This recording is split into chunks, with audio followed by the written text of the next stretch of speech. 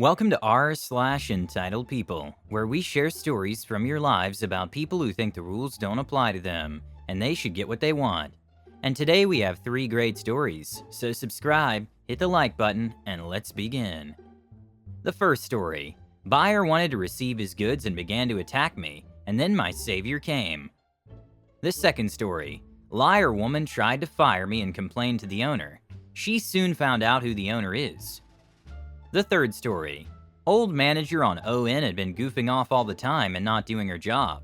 When I took over, her incompetence was exposed. And the first story is, I'm not leaving here without the Wii. Yes, you are. I worked in a store selling DVDs, CDs, games, vinyl, and a bunch of other entertainment-related stuff. This story took place the day after the launch of the Nintendo Wii. Our store had guaranteed that if you had pre-ordered a Wii by a certain date, then you would get one. If you had not pre-ordered, then it was first come, first served for the remaining stock. No one was able to place an order or reserve one after the release day, as we could not guarantee when we would get stock back in. The day after the release, we had just opened, and I was standing by the entrance of the door to greet customers, when this big angry-looking guy comes charging through the door straight up to me. Customer, do you have any Nintendo Wiis in stock? Me, hi, I'm sorry, we sold out of the stock we had yesterday. On hearing this, the customer stamped his foot and slammed his shopping bags against his side. I knew at that point drama was about to unfold. Customer, right, well, I want to pre-order one. Me, I'm sorry, we can no longer take pre-orders as it's now after release day, and we're unable to take orders as we cannot guarantee when we will receive stock back in, since the product is in such high demand. Customer, that's a lie. Me, what? Customer, you're lying to me. I was in here 2 weeks ago and was told if I pre-ordered I was guaranteed one on the day of release. At this point I'm thinking maybe I've misunderstood, and he has in fact pre-ordered, so I make an attempt at clarifying. Me, oh, are you here to collect a pre-order? Do you have your order slip and receipt?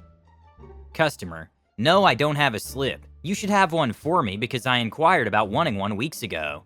Either give me one now or order one for me. My son wants one. Me, that's not how it works, unfortunately. We only pre-order with a deposit. If you have not paid a deposit, then we do not have a pre-order for you. I cannot order you one either as our system will not let us. Customer, this is ridiculous. Get me a manager right now, as you're obviously incapable of sorting this mess out. I'm not leaving here without the Wii. As angry as this guy already was, he was about to get even angrier, as I now had to inform him that I was in fact a manager on duty, and the only one around. I was a supervisor who did opening and closing. Supervisors were designated managers on duty when there were no real grown-ups around. The guy flipped out, pointing his finger in my face, calling me a liar, telling me there's no way some little girl was a manager. Just as I was starting to worry this guy was about to physically assault me, something wonderful happened. I felt something brush over the top of my shoulder from behind, and suddenly the customer's face dropped, and he was being dragged towards the door. Unbeknown to me, our security guard had just come on shift, and was just entering the shop floor when he heard the customer screaming at me. He walked straight up from behind me, grabbed the guy by his neck and dragged him outside backwards, telling him, "You're done." Once outside, the guy stood between me and the security guard, almost foaming at the mouth with rage for a good minute, before turning and storming out of sight. It's a good thing the guard showed up at just the right moment. He's your savior, hahaha.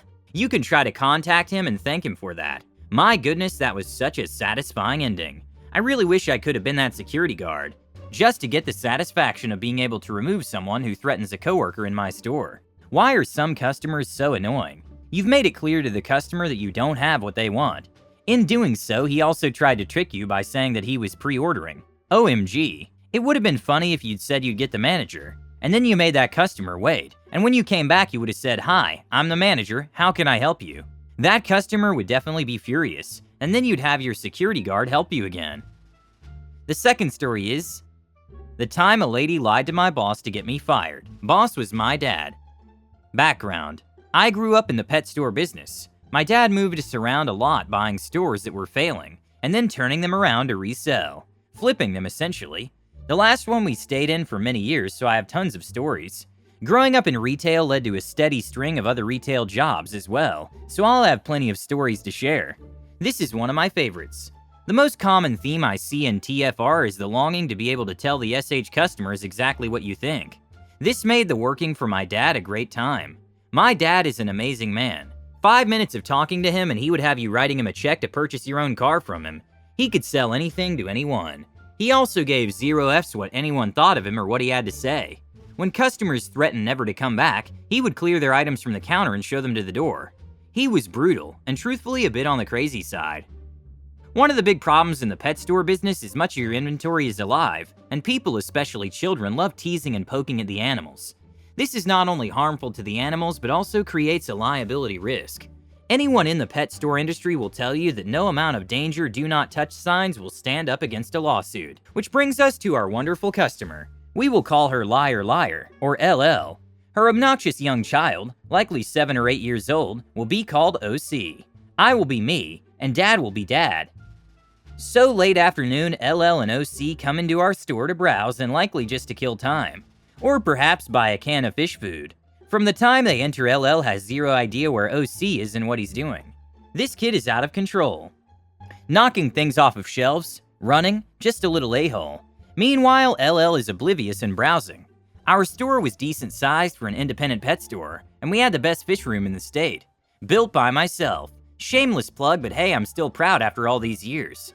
So LL is off in the fish room while OC makes his way to the exotic birds section. Another of our specialties. There were many very sweet and very expensive birds there, and we were quite protective of them. OC is being very loud, yelling at the birds, etc. I come by and catch him poking at a very sweet Amazon parrot that we had purchased from a family who could not keep her very recently, and she was still acclimating. This bird was sweet and talked like crazy. This was the only time I heard her scream. I took a play straight from Dad's playbook and asked OC where his parents were. He said he didn't know. So I led him to the front counter and instructed him to stay there with an employee while I located his mother. When I found his mother, I explained to her what had happened and that he was no longer allowed to roam our store unattended, as he was a danger to himself and our animals. She storms to the front, grabs her child, and leaves in a huff. I should mention here that the conversation with LL took place in the fish room. Directly on the other side was Dad's office, and the tops are open, not full walls. A couple of hours later, LL calls and asks to speak to the owner. Call gets transferred to Dad and happened as follows. LL, I was in your store with my son and your employee was very rude to both of us. He said terrible things about my son, swore at him and me, grabbed my son by the arm and threw us both out of your store. I wanted him fired. I was prepared to spend $1 gajillion at your store. Dad, I'm very sorry to hear that. Please give me some time to get to the bottom of it and give me a call back tomorrow. What LL didn't know was that Dad had witnessed OC's behavior, saw me escort him to the counter and then retreated to his office, where he heard our entire interaction. Next day, LL calls back for Dad. LL, I called yesterday and I want to know if that employee has been fired. I will call the BBB, blah blah blah. Dad, well, I was gonna deal with this while on the phone with you yesterday, but I thought a day for you to come to your senses may have helped you. I see that it didn't. I saw your child destroying my store and my property. I saw him terrorizing my animals. I saw the employee, my son, lead him to the counter and speak with him respectfully. I saw you ignoring your child while he destroyed my property, and further I heard the entire exchange between my employee and son and yourself. So I thought about firing him, but then I realized that you and your child are both a-holes, and I would prefer you never enter my store again. Thank you for the customer feedback. F off. Click. My dad was the best. Edit. I've gotten a few comments about how extreme my dad's behavior was. I just want to say that I agree. It was extreme and he was out of his effing mind. But what made him great was that he said what he felt, and he did what he chose. He never let other people's opinions of him affect him. Not once. He lived life on his terms, and did the things most of us wish we could do. He went where he wanted. He took chances. At 42 years old and playing it safe my entire adult life, I'm now trying to learn to live as he did. He's the most amazing and strongest person I've ever known. Some of his antics sound crazy. As his only child, I'm here to tell you that they were all far beyond crazy. But he lived life. It's a funny story. I think your dad made it very clear to her that her child was being horrible and trying to ruin your store. I probably would have done the same thing. That's great. Your dad's a wonderful man and I hope he knows that. I think every store manager and owner should be like that. He's a shining example of what the retail industry should be. She was a liar and an extremely poor-mannered, so he treated her the same way. Fair is fair. My rule is that I treat you the same way you treat me. Sometimes kids can behave disgustingly in pet stores. If that child's parents are educated, they will explain to the child that you can't do that. Unfortunately, you met a very different lady. Most likely she's being just as rude, so she doesn't see her child repeat what she's doing. I would love to hear more stories from your dad. Share great memories with the internet. Also, thank you for caring about your animals that you sell. The last story is, doing this work in 4 hours? Half an hour is enough for me. I knew too many managers who claimed that what they did was incredibly difficult or required their special knowledge that no one else possessed but them.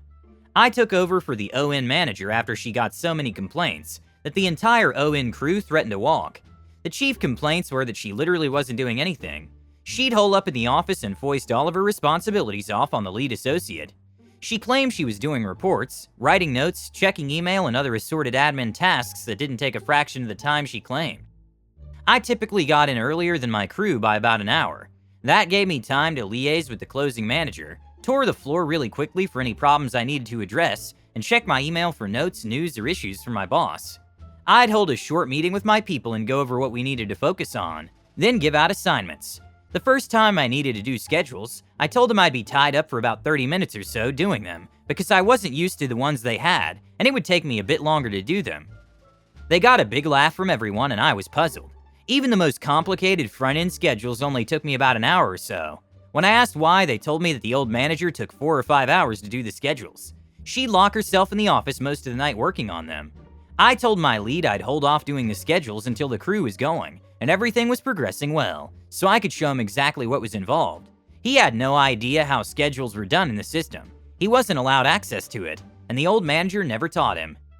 Even with me slowly going through the process step by step, and explaining all the tricks and tips to him, it only took about 20 to 25 minutes to knock out the schedules. My lead was flabbergasted. He couldn't believe that the other manager had BS'd everyone so hard about it for years. She had them all convinced it was incredibly difficult and time-consuming. I let him know that once I got the hang of their schedule preferences and details, I'd have it knocked out in 10 minutes. The other manager was doing that in one form or another every night. When they realized I wasn't like that, and I'd actually be out there doing my job, productivity and morale soared through the roof. They had many ideas and suggestions to improve things, and most of them were good, so I implemented them. The old manager just shot them down out of hand and didn't even consider them. Not only did we try them, if they worked, I made sure they got credit for them. The old ON manager's habit caught up to her. She couldn't pull any of her stunts on days. She didn't last 3 months before she was fired. When the ON crew found out about it, they cheered literally. To say she was not well liked was a massive understatement. The ON crew went on to win Department of the Year. I was deep proud of them. She cheated for a long time and no one noticed. Just because you opened everyone's eyes to it means you deserve a bonus. She could have continued to work at that pace, and no one would have known about it. I think there should be employee reviews to make sure these mistakes aren't repeated. Then the company would be much more efficient. You did it. Just because she wasn't liked in the team also means that she was a bad employee. The company needs workers like you. Subscribe, hit the like button, and have a good day.